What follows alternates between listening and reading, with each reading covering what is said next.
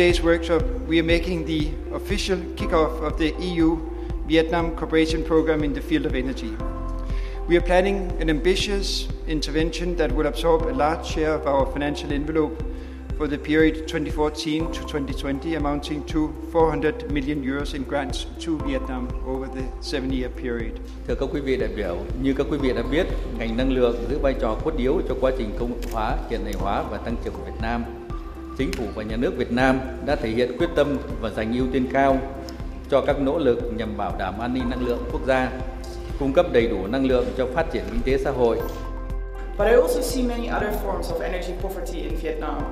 Around 70% of the people living in the rural areas, they still cook on biomass fuels, for example. We had this morning at the opening 150 people, what I think is a good sign of the interest raised by the sector.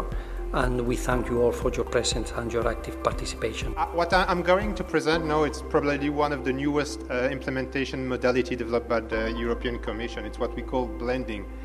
Blending can also be used to provide technical assistance to improve the design, the quality, the timing, the innovation, the impact, and the scale of a project. For the next period, 2014-2020, more than 3.5 billion euro have been allocated to energy sector. I'm very interested in the two facilities proposed by EU workshop. Trên đây là cái phần giới thiệu hết sức ngắn về Cục Điều tiết Điện lực.